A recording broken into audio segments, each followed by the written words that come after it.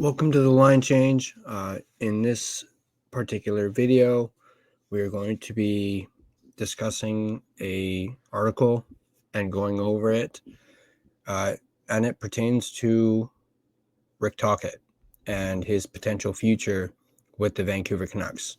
Now, this article did come out yesterday morning, so I'm about 24 hours late on it, or just under 24 hours late on it. As I mentioned in a previous video, I was working yesterday, so I had to pre-record the Lekaramaki video and get that up, and then I just put up a few some shorts just to try and get some content out to you guys. So I literally heard about this yesterday morning, and then obviously did not have time to record a video on it and talk about it. So we're doing that right now. So let's go ahead and dive right into it. Guys, this is pretty interesting and could very well, as you can see in the title of this video, the firing of John Tortorella could very well impact Rick Tocchet's future with the Vancouver Canucks. You can't help but wonder. I know a lot of people are kind of writing this off, saying he's not going to the Flyers. He's not going to just up and leave and accept the job with the Flyers, but it's still something to talk about. So let's dive right into it. Starting off with the headline, this article is coming to us from Canucks Army. As always, I will leave a link to the article in the description down below. But yeah, this is the headline: Flyers fire Tortorella. What does it mean for Tocchet and the Canucks? So let's dive right into it. As it says here, on Thursday morning, the Philadelphia Flyers released a statement that the organization has relieved head coach John Tortorella of his duties and appointed Brad Shaw as interim head coach. The former Flyers coach was painful to a fault after Tuesday's 7-2 loss to the Toronto Maple Leafs. And this goes on to quote John Torts. When you're in this type of situation and you're losing all the time and there's nothing at the end of the tunnel for you, there's certainly going to be some frustration, but this falls on me. I'm not really interested in learning how to coach in this type of season where we're at right now, but I have to do a better job. So this falls on me, getting the team prepared to play the proper way. So let's talk about this quote real quick before we continue on with the article. This particular quote, and him in particular saying, I'm not really interested in learning how to coach in this type of season, is what got him fired. So I'm not sure what Tortorella was thinking when he said this. I mean, for all we know, it's not been confirmed or anything, but for all we know, he could have been wanting to get fired because he just didn't want to coach this team anymore. I mean, Flyers have been absolutely freaking dreadful this season. They, for lack of a better term, they absolutely suck. But yeah, this is, you never know. He may have wanted a way out, and he figured he'd, use his, gift of gab that he's known for, and said this, perhaps knowing that he was going to get, the boot. But that quote in particular is obviously very interesting in the fact, and I believe it's been even confirmed that exact quote is what changed everything for Torts and the Flyers. They were not planning on firing him until he said that quote. So let's continue on with the article as it goes on to say here. And just 2 days after this quote, the Flyers decided to part ways with their 3-year head coach with 1 year remaining on his contract. Fans will certainly recognize the Tortorella name, not only for his blunt sound bites to the media, but also for his one season spent as Canucks head coach in 2013-2014. Yeah, don't remind me that he coached the Canucks for one season. I absolutely hated that. Under Tortorella, the Canucks missed the playoffs in his lone year as bench boss with a record of 36, 35, and 11. Most will remember him for the infamous game against the Calgary Flames when all 5 skaters fought off the faceoff and Tortorella wanted to get involved with Bob Hartley at the intermission. I'll admit, I remember that game and that particular incident. Probably the only time I've actually liked Torts is when he went after Bob Hartley, because in my personal opinion, I thought Hartley was a bit of a weasel. So I was kind of hoping Tortorella would, get his hands on him. But I digress. However, most of the talk in Canucks land is less about Tortorella and more about what this move means for the future of Rick Tocchet with the Vancouver Canucks. There really hasn't been much talk about an extension in Vancouver. When asked about it, Tocchet just says he's too focused on the playoff push, that he'd worry about his extension later. He's certainly having to give a little extra effort this season, trying to juggle injuries, player drama, and outside noise. So there's probably some deciding to do on whether he wants to return after the stressful year. Donnie and Dolly's Rick Dollywell shared the latest he's hearing regarding the Canucks coach and his future in Vancouver. And then this is a quote from Rick Dollywell from the Donnie and Dolly show yesterday morning. Tocchet has not decided he wants to leave Vancouver. There's been no decision made, no truth to the rumors that he's leaving as of today. Tocchet has a long-standing representative in Steve Mountain. There is no way that if the Canucks call Mountain, he won't pick up and negotiate. Mountain will be ready anytime the Canucks were to call about Tocchet and extending. This is another quote from Dolly, who continues, Canucks have the clause in Tocchet's contract to bring him back, but it's hard to believe Tocchet would return on a one-year deal. If a deal is struck, it will be with term. They did that with Boudreau, and it was a disaster. There is a relationship with Elvin and Rutherford that Tocchet respects. They have been good to him, but if he becomes available, there's going to be a lot of interest. There could be openings in Boston, New York, Rangers, that is, Chicago, Pittsburgh, Anaheim, who knows? Dollywell continues, I know everybody's going for the jugular today that Tocchet's gone, he's going to Philly. I just wanted to say that that's not 100% accurate as of today. Tocchet staying in Vancouver can be sorted out under the right circumstances. Dollywell mentioned that the Canucks are going to have to sell Tocchet on staying in Vancouver. What direction is this team going? What's their plan with Hughes and Demko? What are they going to do at second-line center? There's a lot of questions that Tocchet's going to want answers to before deciding to resign on a lengthy contract. And then this particular part intrigued me, as not gonna lie, I watched the video or the clip of Donnie and Dolly talking about this, and honestly, it didn't even clue into me until I watched it and was like, you know what? They're absolutely right. I didn't even think of this. But it says, the fact that Tocchet wasn't extending after winning the Jack Adams Award in 23-24 was always puzzling, but now there are even more layers that come into effect that might not have been there last year. Like the one we have today, where the Philadelphia yesterday, where the Philadelphia Flyers head coaching job just became vacant. But yeah, let's kind of process that a little bit. Why didn't the Canucks extend Tocchet after he won the Jack Adams? What prevented them from, going to Tocchet and being like, hey, let's talk about an extension. You just won the Jack Adams Award for Best Coach of the Year. We're going to give you a reward and extend you long term. Why didn't they do it then? Honestly.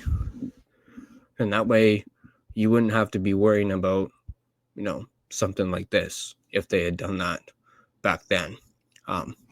But obviously, him being linked to the Flyers, there's a reason for it. And we're going to dive right into it right now.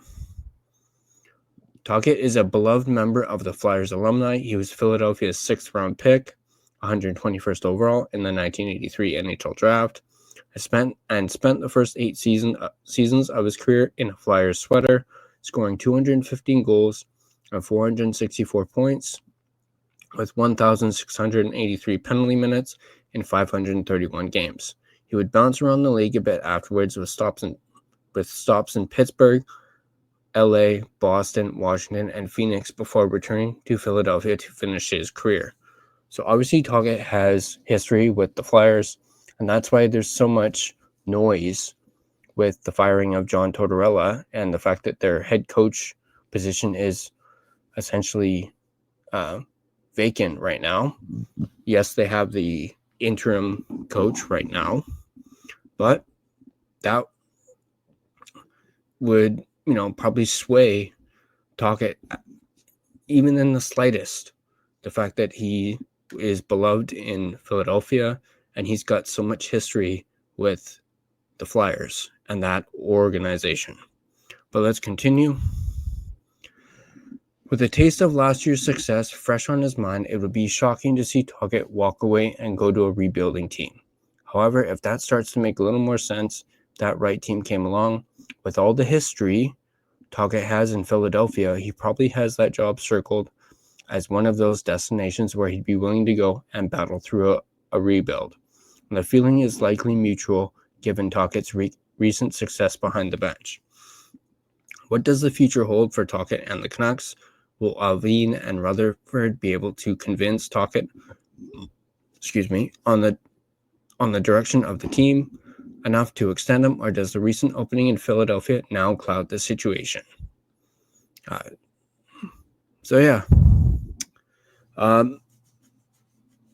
Of course, let me know in the comment section down below what you guys think of this, possibility that Rick Tocchet may not be the coach next year. He may be swayed to go over and fill in that vacant spot left by the firing of John Tortorella. Let me know in the comment section down below what you guys think of this article and even the possibilities. If the Canucks were to extend Tocchet, what kind of contract would you like to see him sign? Like years-wise, would you like to see him sign a 3-year deal or maybe even a longer? I don't know. I'm not too familiar with coach contracts. If they can go upwards to 5 years, I don't know. But in my personal opinion, and this is just my opinion, I think Rick Tocchet should re-sign with Vancouver. As I'll admit, I believe I mentioned this in a previous video, that I wasn't convinced on Tocchet when he first got here. I was just like, who's this bald guy, coming in? But that's only because I absolutely loved Boudreau. I loved his personality. I loved everything about him. And I still to this day do not like how Alvin and Rutherford handled that whole Boudreau thing. I thought it was in poor taste, and it just rubs me the wrong way that they did that to Boudreau, who did not deserve that whatsoever. He deserved way better than that. And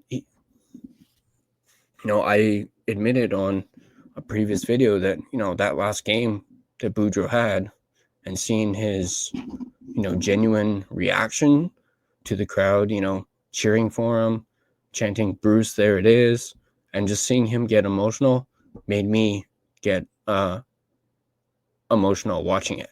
So but again, let me know in the comment section down below what you guys think of this. Of course, coming later tonight, we have our live game game recap tonight at 7:30. We'll be streaming on YouTube, Instagram, and X once again. Looking forward to seeing you all in the live stream. Hopefully the Canucks can come away with another big win and make it 3 straight, as they, every game matters. Every game is a playoff game. And I also want to do a little bit of a plug for this. But for those of you that don't know, there is going to be a Canucks watch party on April 10th, which is a Thursday, for the Canucks versus Colorado game. And that watch party will be at Greta Bar, YVR. 50. Sorry, I'm trying to remember the address. 50 West Cordova. Come on down. You do have to get tickets. So here, I have it up on the screen here. It's presented by Fountain Tire.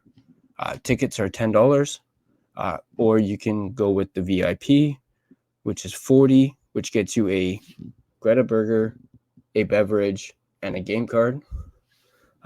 Doors open at 5, puck drop at 6, and it is, of course, sponsored by Rink Wide, Vancouver, Canucks Army, and Sekeres and Price. Sekeres and Price will be there, both of them, hopefully. If not both of them, at least Matt Sekeres will be there. You could get the chance to meet Jeff Patterson, as he could very well be there. He probably will be there briefly, as he does have Rink Wide to do later on. The MC for that evening will be Quads, that I've spoken about on this channel. He'll be the MC. And as I mentioned, I will be there myself. I've already gotten my ticket. So hopefully you guys can come out and we can watch the Canucks. Hopefully, fingers crossed, stomp out the Colorado Avalanche. And this is, of course, the last watch party of the season. So this is your last chance. Secure your tickets at nationgear.ca. All the proceeds from the tickets will go in support of Kidsport. So you'll be donating to Kidsport with your tickets. It's for a good cause. And I really hope to see you all there. So,